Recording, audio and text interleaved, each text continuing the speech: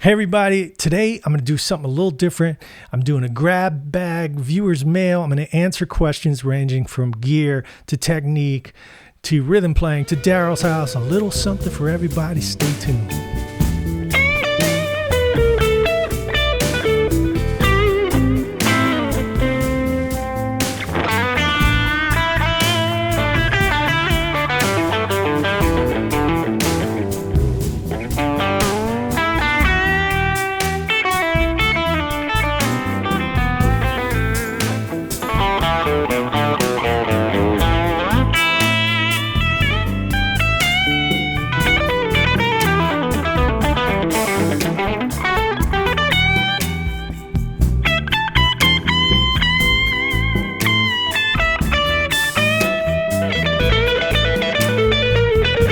All right, yeah, I thought I'd do something a little different today. Plus, I didn't know what to talk about today, but this turned into a good little lesson because there's a lot of information here, especially if you're a new subscriber. Thank you if you are. All right, so I'm just going to go through, answer some questions that I pulled together. I think you'll get something out of this regardless of what you're into, for sure. All right, here we go. First question. Okay. Argelin 4374, and I answered this question, but this is a good one for you guys. Might find it interesting. Hoy Shane, a little late to the party. I got a question about the Hertz cross. Do all the frequencies up the neck mean one has to intonate the guitar until all these frequencies are achieved? All right, so what he's talking about is a video I did, one of the first ones I did actually about 7-8 months ago. And it's called Working with Billy Gibbons, Tone Secrets from the Reverend, something like that. And he's talking about a chart called the Hertz cross that nobody had ever posted before. And I got this from a monitor engineer that I met when I was working with Boz Skaggs. And this guy, I forget his name. I'm sorry. I mentioned it in the video though with Billy. And he gave this to me maybe 15 years ago, and he used to work for Billy. And he said, Shane, you might find this interesting. It was a chart, and it's up there. You can look up that video. I'll put a pic here too as well. And what it does is it's a representation of the guitar neck, and it has the notes of the guitar represented in the corresponding frequencies, in Hertz frequencies. And so I've got so many emails, some emails, but mostly YouTube comments. What do I have to do? Intonate the guitar? Okay, first of all, it's not a way Billy got his tone. It's not a way to get tone. It's not a way to tune your guitar. It's not this or that. All this was a way for Billy to communicate to the sound guy when he was dialing in frequencies. Now, Billy's a big EQ guy. I went through all that. That's a good video, by the way, if you want to watch it. I go into what he used when we did the Daryls house taping.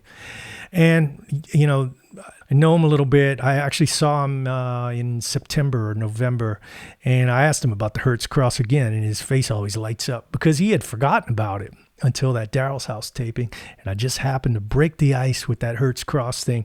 So a couple friends of mine I'd given the chart to over the years, Audley Freed and a couple other people that liked it, but now it's out there and people are making up these things like, oh, this is a secret No, it was just a way for Billy to communicate to the sound man. So check that video out if you want more. Next question.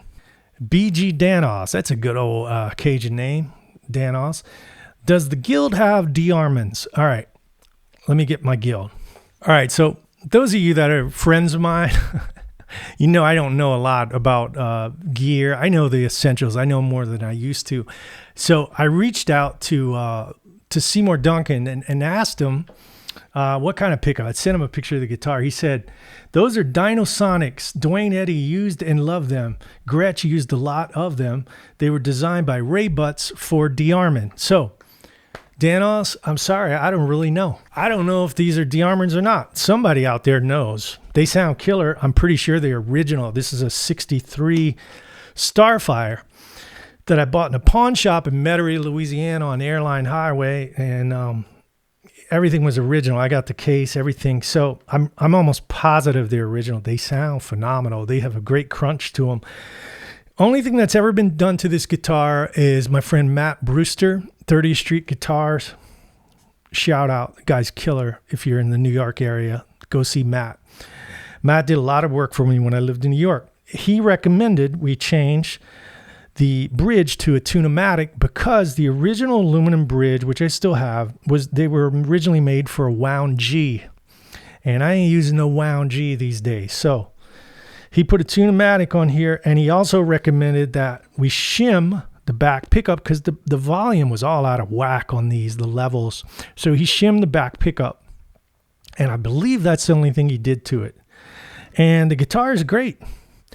I used this guitar one time. John Leventhal, we were mixing Dr. John's record together in New York, and I had the guitar and I needed an extra solo, and I played it. And next thing you know, John bought one too.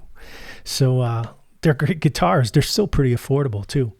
So there you go. There's your answer. All right. Okay, the Mag Dude. Do I get this right? Go from C minor pentatonic position 1 and switch over it to E flat minor pentatonic in 5th position? Okay, let me tell you what this is, and I answered this question, but it's good enough to mention again. He's referring to a video I did called Mastering Chord Changes.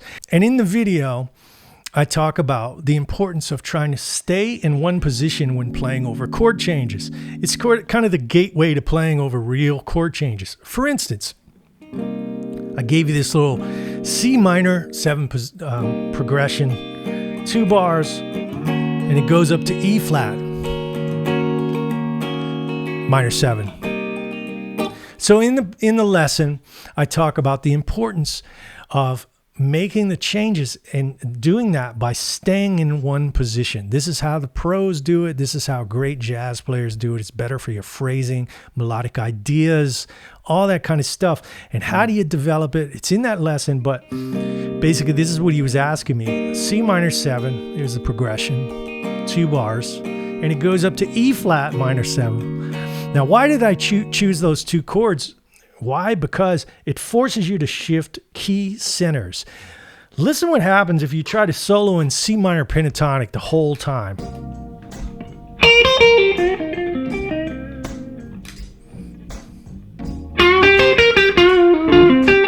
It sounds terrible. It's not, you're in the wrong key. So you have to make the change. C minor. Now you need to go to E flat. Most guys do this. They just go up to E flat, which is fine. It's the right notes. It's sort of hokey sounding. So what I advocate was to stay in the next available position. So right here, E flat, C minor, E flat would be here. That's the 5th position of E flat pentatonic, minor pentatonic. So listen how smooth.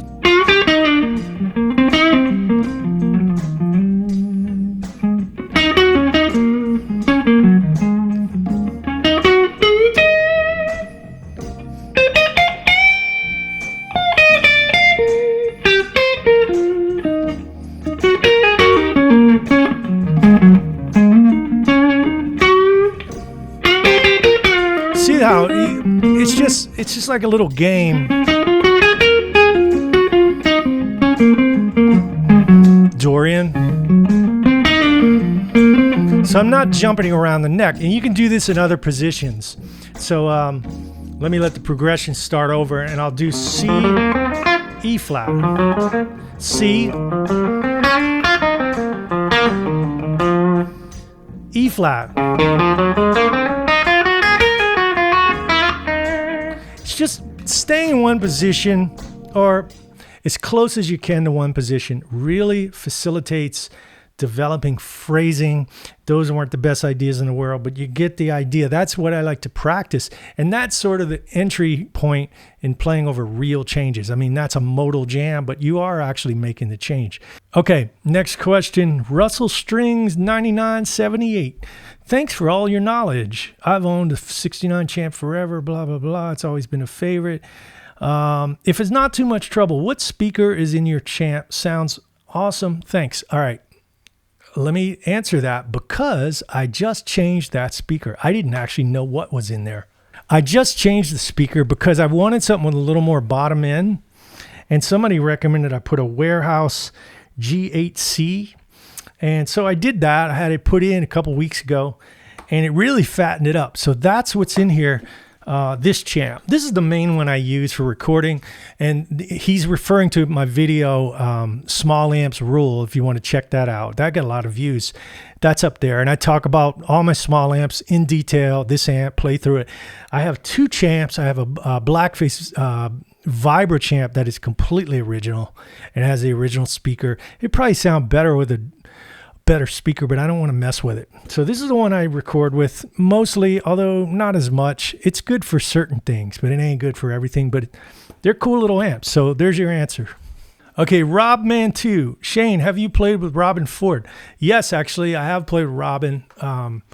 And he actually asked me to go on tour with him about 4 years ago. I couldn't do it because I was taping Daryls house stuff. But I did a gig with him in Nashville. Yeah, it was fun playing with Robben. I got to do a little bit. I wish I'd do more, but he moved to London, I think. But of course, big fan. All right. Okay. Bob M Yahoo 65. Do you use a chorus pedal? Sometimes. I don't generally use a traditional chorus. Sometimes I use a flanger, and it's an old DOD FX75B. I did a video on it, and it's a great $50. Best $50 you'll spend. They probably went up now, but I use that a lot, and I have an Analog Man bi-chorus that stays on my touring rig that I use a lot too. It's set up kind of the same way, but the funky old DOD, man, that thing is really gnarly. Like, I use it mainly to accent passages.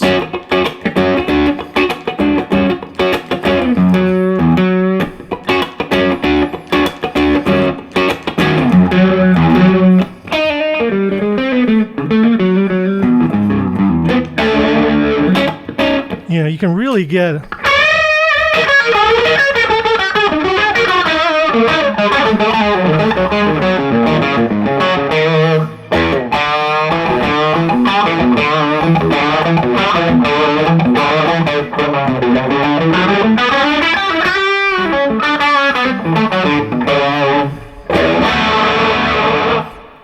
So that's the extent of my chorus stuff. But it'll do all kinds of things, you know. In that video, I go through all the settings and everything. Hey Shane, let's see, Timmy258. Hey Shane, great to see you on YouTube. Been a fan for a while.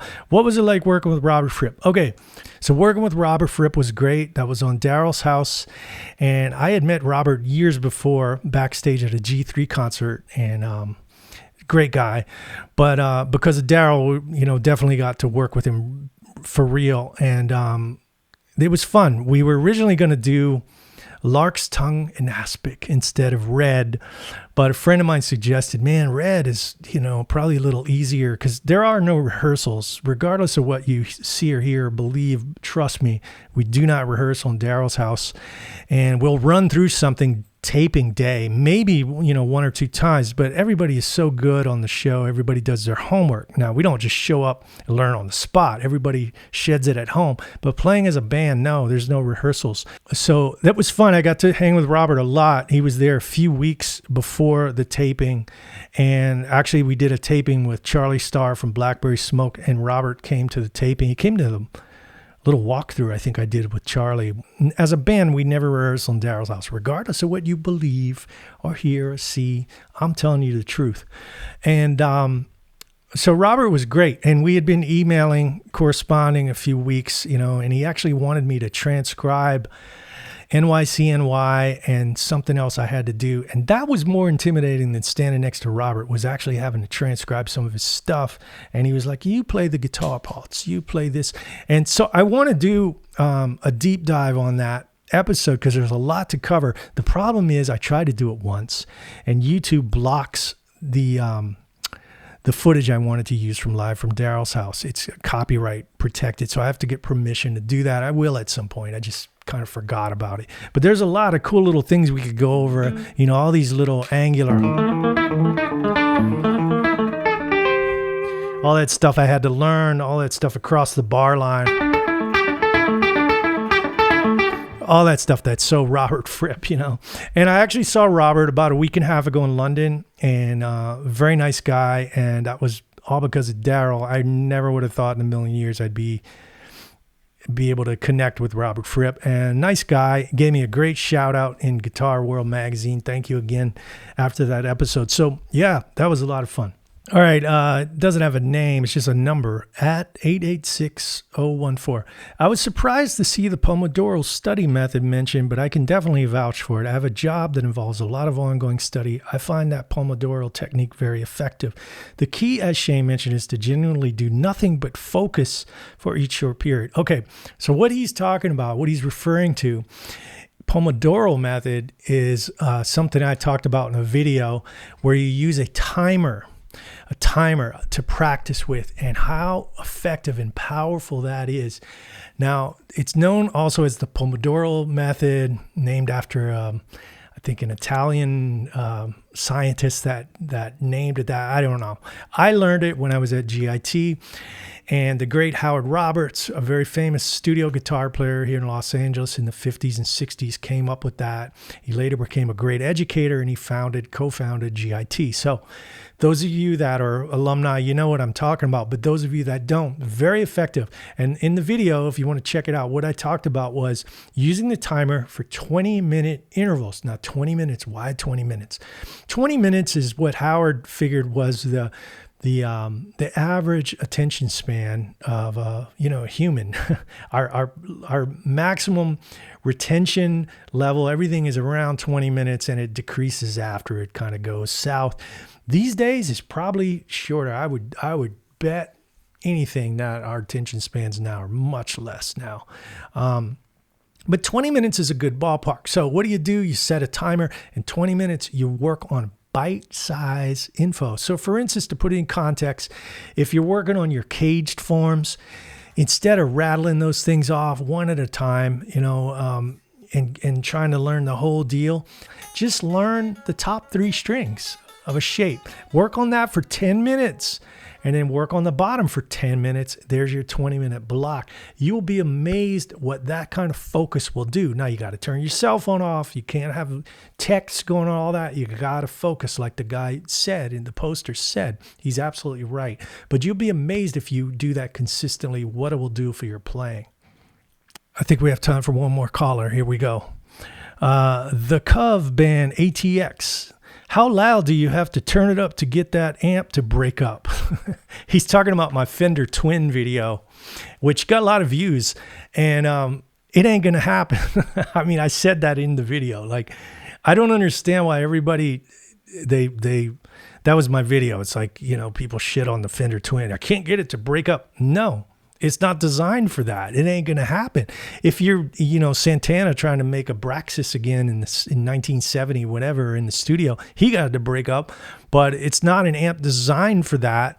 But that's the magic of it. That's why I talked about it, the Twin Reverb. It's great with pedals, and I love my Twin Reverb. I have a 67 Blackface. I love it. It's one of my favorite amps. And but people always say that about it. I don't know why. The first thing you do is try to get an amp to break up. That's not an amp for that. Just get a Deluxe or get a Marshall or something else. Anyway, it's not designed for that. So anyway, hey, I hope you guys got something out of this. I'll be back again soon with another real lesson. Hit the like, subscribe, keep the momentum going. See you guys soon. Terrio out.